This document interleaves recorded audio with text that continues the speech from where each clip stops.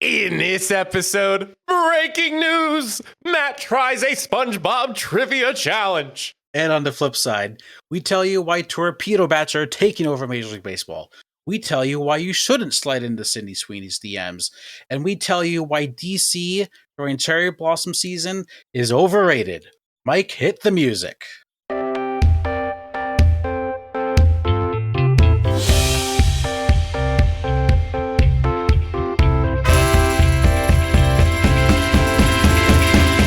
Hello, everyone. Welcome back to another episode of the Funny Business Podcast.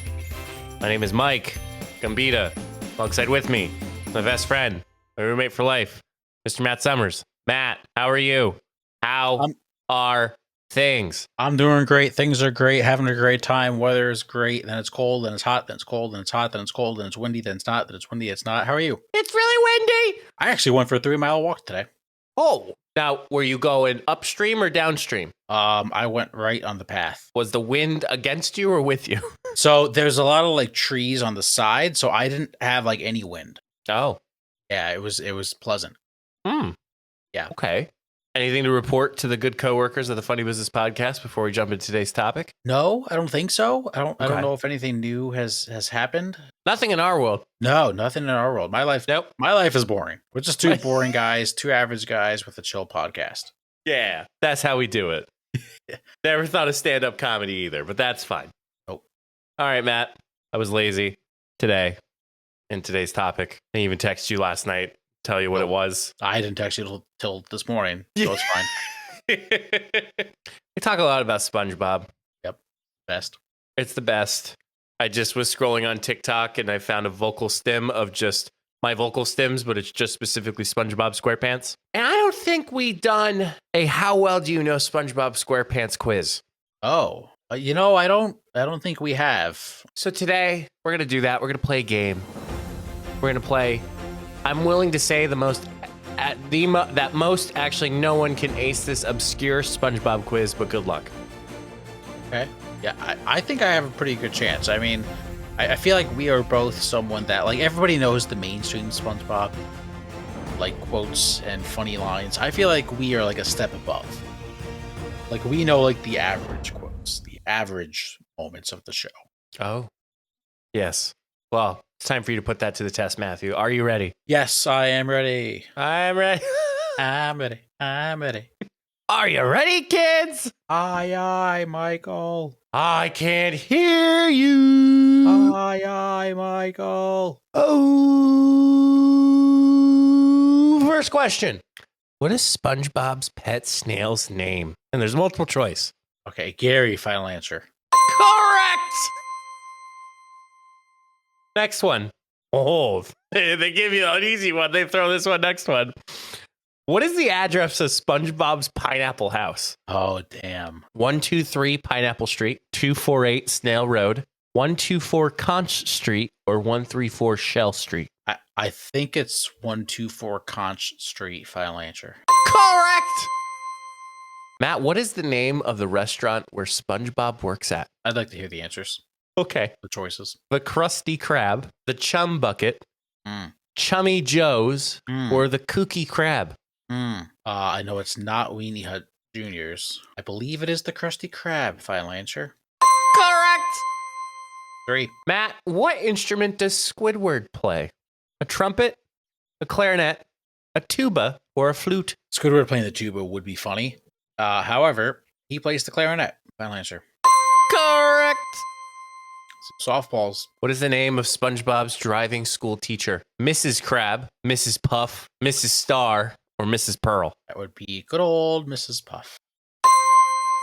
Correct! What's for dinner tonight, Puff Mama? Chili. Chili.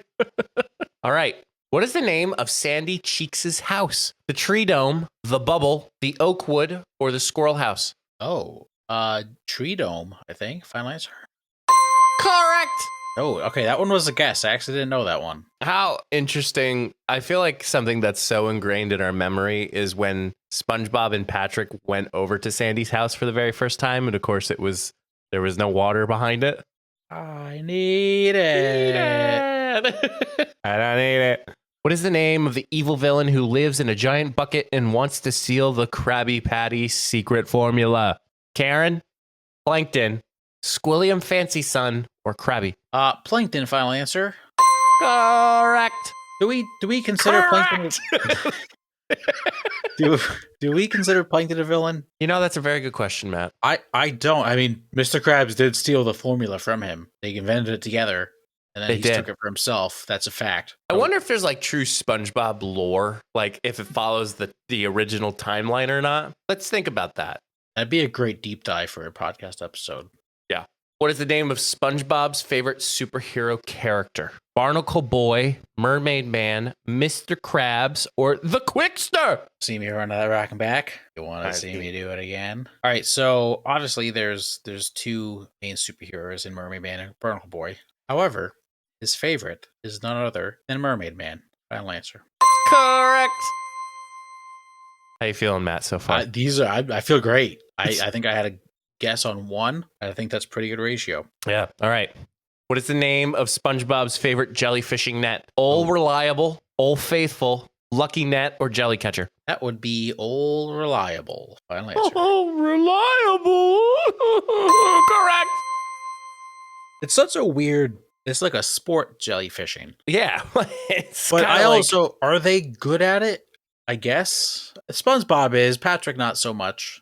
So, you know, I always thought like they don't have any like trophies or like jellyfish hung up on the wall at their house. And then like when they go to the convention with Kevin, like there's a lot of like cool things there, but like they're just going to visit. They're not like, look at these guys are the best jellyfish catchers in the world. Hi, Kevin. Hi, Kevin. All right. Would you cut that out? Would you cut that out? Womp, womp, womp. All right. None of that right now. All right. This one might be interesting for you. What are the names of SpongeBob's parents? Is it Gerald and Margaret, Henry and Gemma, Leo and Lisa, or Harold and Margaret? I think Margaret was the mom. So it's between Harold, or what was the first one? Gerald? Gerald, like Jarold. I'm gonna go. I'm not fully confident. Harold and Margaret. Final answer. Correct. I knew it. I knew it. What's the name of Mr. Krabs' daughter? Susie, Stephanie, Petunia, or Pearl? Could you imagine if it was Petunia? That'd be kind of funny. It's Pearl. Final answer. Correct. One of the worst characters of the show. Also, the weirdest family tree because a crab gave birth to it. Not Mr. Krabs, but a whale is the daughter. Isn't she adopted? Maybe. I think I'm fairly positive. Okay. I can't wait for this one. What is the name of the superhero alter ego of Mermaid Man and Barnacle Boy? The International Justice League of Super Acquaintances, or the Amazing Justice League of Super Acquaintances? National Justice League. Final answer. Correct. Krakatawa. Krakatawa. What does Patrick suggest as the name for his and SpongeBob's new club in the episode Club SpongeBob? The Jelly Spotters, Jellyfishers Club, Club Star Sponge, or Bikini Bottom Jellyfishers? This is easy, right? It's the Jelly Spot. No, Jelly Spotter's just Kevin already. Is it? Uh-oh. Can you read the answers again? Yep. So I'll read the question. What is the name? What does Patrick suggest as the name for his and SpongeBob's new club in the episode Club SpongeBob? The Jelly Spotters, Jellyfishers Club, Club Star Sponge, or Bikini Bottom Jellyfishers? Club Star Sponge. Finally. I'm so sorry. That is incorrect. Was it the Jellyfishers? It was the Jelly Spotters. I was right. I didn't even realize this is cursed. And the picture is the episode of Kevin with his the club. Why did I think that was already the name of their club? Damn it. It's all good. It's all Sorry for cursing. Sorry for cussing. Sorry for cussing. What is the name of the fast food restaurant where Squidward works for a short time? The Krusty Krab, the Kelp Shake, the Krusty Kelp, or the Chum Bucket? Kelp Shake, final answer? Correct. Okay, yeah. I vaguely remember that episode. Yeah. That was a good one. What is the name of the health inspector in the episode Nasty Patty? Officer Joe, Officer Star, Officer Nancy, or Officer Tina? Officer Nancy, final answer. Correct. Yep. That one, I didn't know it until you said it. What is the name of SpongeBob's boss in the episode The Fry Cook? Mr. Krabs, but Krabs is spelled Krabbs, Fryman, the Flying Dutchman, or King Neptune? It's the Flying Dutchman. Final answer. Incorrect. What am I thinking of? It's What's the King answer? Neptune. Oh, yeah. That was dumb. What is the name of the imaginary world created by SpongeBob and Patrick? The Magic Conch Shell, Bikini Bottom, The Abyss, or Crazy Island? I have no idea. So I am going to Lifeline 50-50. No, that was a joke. Okay, maybe Unless you want to give give me 50-50. You don't know the answer either? I don't know. I actually don't know the answer either. Yeah, Okay. I don't either. So I'm just going to say The Abyss. Final answer. It's the Magic Conch Shell. So that's what I was going to go with, but like Magic Conch is real. That's a real thing. The conch has spoken. What is the secret ingredient in a Krabby Patty? According to SpongeBob in The Krabby Patty That Ate Bikini Bottom. Is it kelp sauce, volcano sauce, patty sauce, or Krabby sauce? I actually don't know this. You know this? I have a hunch. I'm going patty sauce. Final answer. That is incorrect. Krabby sauce. Volcano sauce. Really? Wow. Yes. It's I that don't remember hot. that. It's the small bottle, and they. Oh. Yeah. Yep. Gotcha. Uh-huh. Okay. What is the name of the sea monster who terrorizes Bikini Bottom in the episode The Algae's Always Greener? Is it a sea urchin, a dragon, Patchy the pirate, or an Alaskan bullworm? Alaskan bullworm. Final answer. Correct. It's an Alaskan bullworm. Bullworm. It's big, hairy. Ready, I'm ready. No, you ain't. No, you ain't. And what is the name of Squidward's rival? Squilliam Fancy Pants, Squilliam Pierre, Squidward Fancy Pants, or Squilliam Fancy Son? Obviously, it's Squidward tennis balls. Or Squidward tortellini. tent balls. That'd be William Fancy Son. Correct. Oh no, he's hot. Oh no, he's hot. Matt, you got a 16 out of 20. That's fine. I'll take You it. scored better than 88% of the quiz takers. Okay, I'll take that. I mean, the ones that I got wrong, I feel like are pretty difficult. Minus the one that I knew and psyched myself out on. Yeah, you psyched yourself out, which is totally fine. But Matt, you are now known in the SpongeBob universe. That's good. I'm glad. What would you have gotten? Probably would have gotten the same as you. Yeah. I would have psyched myself out with the Magic Conch because it was more focused on, and that's funny how they worded that question because they really weren't in a different world. They just treated it as such. They just treated like how whatever it said, that was what they did. Right. It's more of a management rather than a world created itself. Yeah, that's kind of a trick question. Yeah. Yep. So you got 17 out of 20. Let's put it that way. Yeah, I'll take it. Yeah. And really, I knew the other one. I basically got an 18 out of 20. Yeah, okay. We'll just give you Matt participation trophy. Let's just give you a 20 out of 20 I got 105% because I would have known the other question that they didn't ask. with bonus points. Yeah, bonus. You There don't we have go. to take the next test. There we go. All right, we're going to slide on in the second half of the show. We're going to do some buy or sell today. We're going to start off hot. Oh, I am buying torpedo bats. oh Buying torpedo bats. It's the talk of Major League Baseball. Baseball is back. And what's baseball without a good controversy to start the year off? Heck yeah. Everybody's up in arms about the New York Yankees, our New York Yankees. So if you haven't seen, the Yankees, they hit 15 home runs in the first 3 games of the season, and people are losing their goddamn minds because the Yankees changed some of the bats, not every player. It's about 2 or 3 on the team. They're using what's called a torpedo bat. So if you don't know what imagine what a regular baseball bat looks like. But what the Yankees did is they hired like an engineer from MIT to do research. And a couple guys on the team, they realized that they were hitting the ball consistently like above the label, which is below the barrel. So they just moved the barrel down further on the bat. So now it basically looks like they're swinging like a bowling ball. It's And amazing. Everyone's saying it's illegal. It's not, and I absolutely love it. I am loving all of the comments. It's electric. I even am aware of it, and the idea that it's saying it's cheating, I mean, come on. They're being smart. Like, that's not you can't go wrong with somebody being smart. Plus, you're hiring somebody who has a skill set that's probably following rules pretty darn well.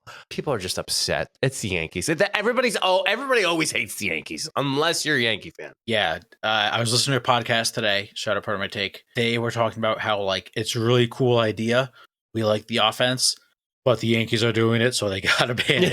That was ironically funny. Also, Mike, fun fact: Yankees were not the first team to try this out. It's actually research with this bat started last year with the Chicago Cubs. Oh, Yep, and earlier this week, Alec Boehm with the Phillies debuted a torpedo bat. Also, Major League Baseball came out and said it's legal because there's a certain, width or diameter that a bat can't be, or in a certain length, and it's within that. They're like, yeah, it's fine. And if other people are doing it, then people are, again, it's this whole Yankees mentality. People just don't like the fact that the Yankees are doing it. So yeah, the funniest part is everyone's like, oh, look at Aaron Judge. He hit 4 home runs using a cheating bat. He's not even using the torpedo bat. No, he came out and said, I don't need it, so I'm not going to use it. And he still hit 4 home runs. I don't need it. Let's do a quick Yankees check right now on the score because the Yankees are winning 4-2. Look at that. Let's go. Yep. 2 home runs again. Anthony Volpe, he's using torpedo bat. Another home run. I'm also buying Being Mature. Okay. Today's April Fool's Day. Yeah. And there's nothing worse than making an April Fool's joke online. What's the worst one you saw? Well, shout out Dunkin'. Did you see what Dunkin' did today? We're giving legit free coffees. They had a code, "This is not a joke," and it legit gave you a free coffee to use anytime in the next week. I already used mine today. What's the worst one I saw? A local Chick-fil-A by me, they posted Sunday only pickle milkshakes. Like, that's the most obvious. Like, that's not even at this point. If you run like a corporate business account, you're just not going to get good views on an April Fool's joke. Everyone's just going to be like, "This is stupid." I feel like I don't know. What's your take on it? I am a firm believer that if your brand, like if you're just forcing the content, you really shouldn't post on April Fools. Like unless it's something that's like truly. I think what Duncan did like was good because it kind of breaks that stigma instead of having these like corny jokes of April Fools. Yeah, it's a bad time. It's a day, like you said, you just can't post because it's just a bad idea. But and there's certain days in the year that people know they shouldn't post on social media, and like companies, like there's obviously times. This is just one of them. It's just a day just to log off and not even pay attention. Yeah. Now, in-person April Fool's jokes can be funny sometimes. I still remember the day that I pranked my dad with a letter that he won a cash prize from a machine malfunction at a casino, and it's still the best thing I ever did to him. How much did you say he won? $3,765.32. That's even better because that's like so believable. That's a good one. Oh man, it's still on my Facebook. It's still on my like the Facebook video. It's still on my Facebook video. It's hilarious. Yeah, it's amazing. I love that. Under my sell, I am selling bad timed jokes. Oh, so it's not April Fool's bad time jokes. Yeah, well, yeah, okay, that's true.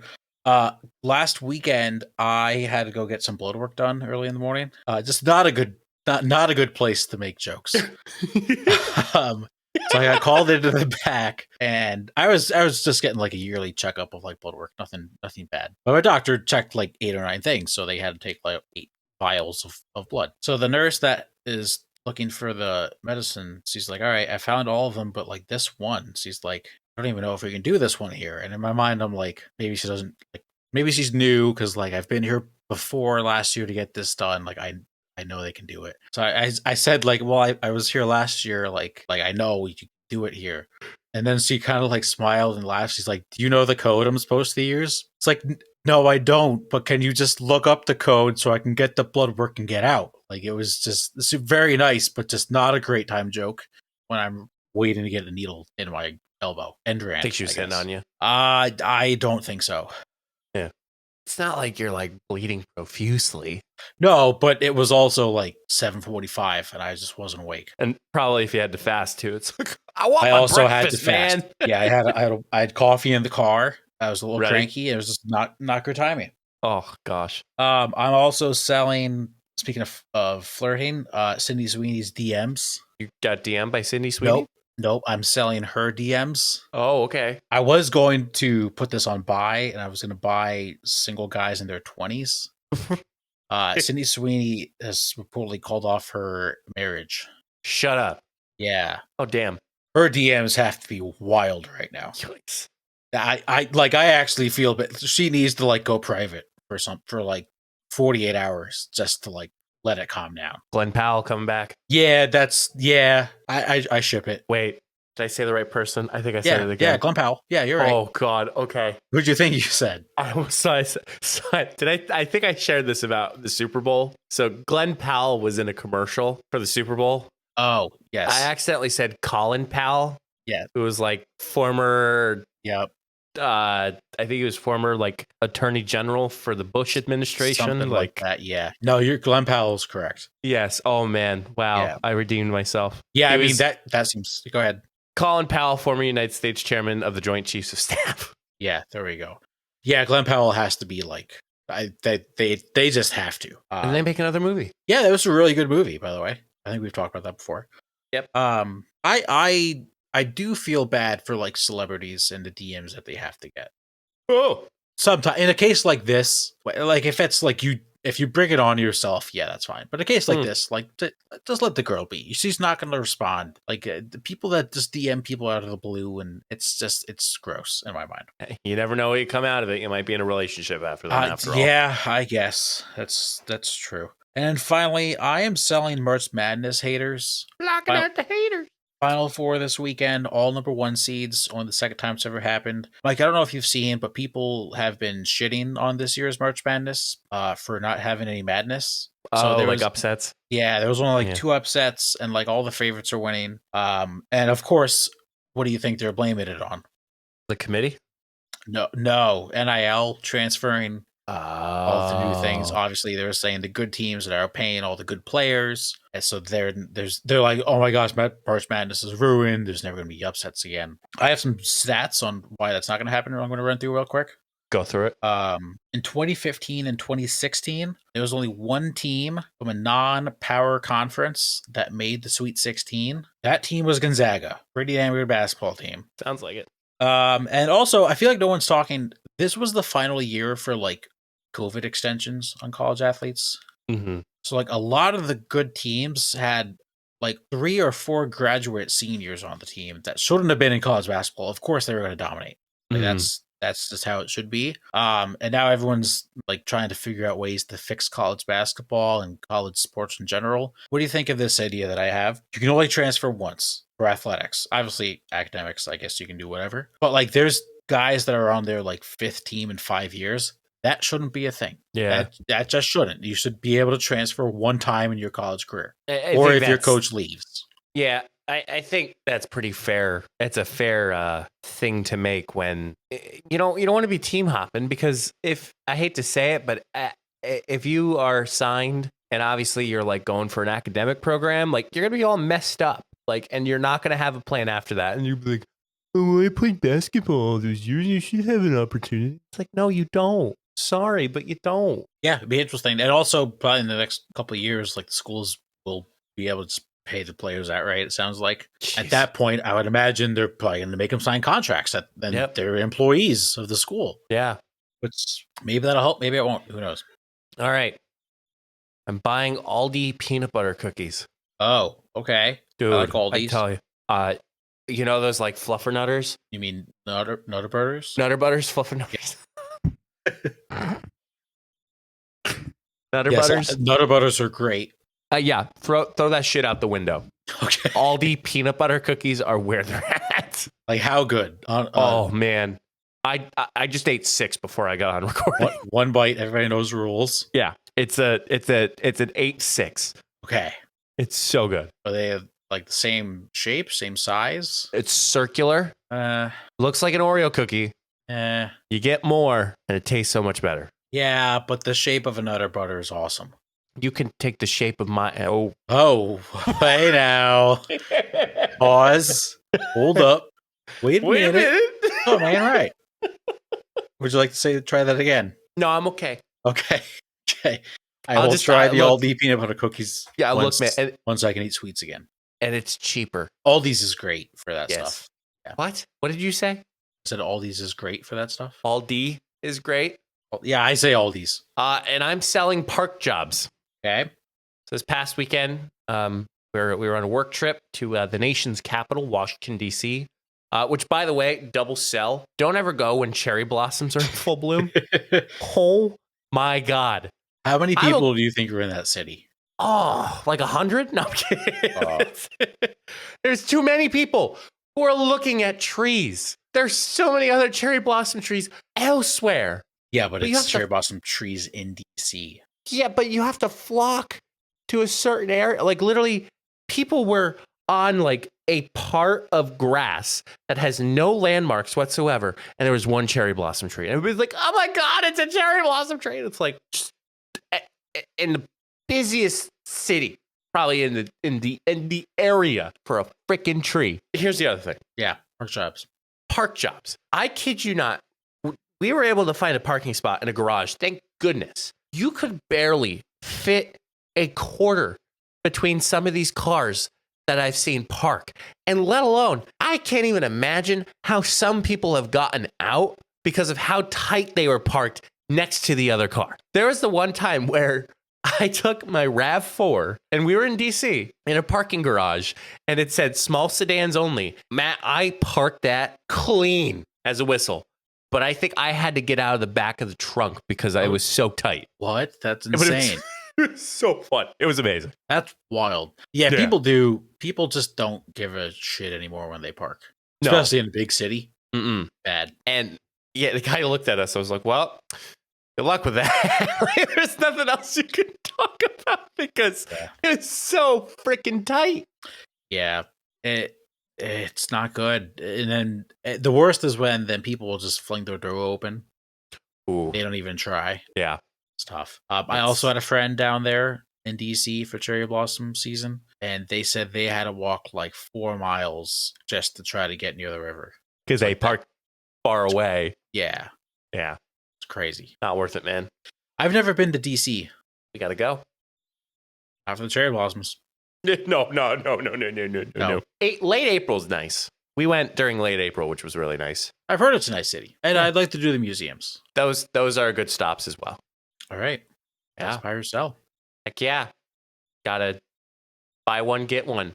And thanks for listening to another one of the Funny Business Podcast. You can find all of our good stuff at beacons.ai/funnybusinesspod. Mr. Matthew. Yay-ish. What is your advice for the good people of the funny business world? That time of year again. No, it's not tax season.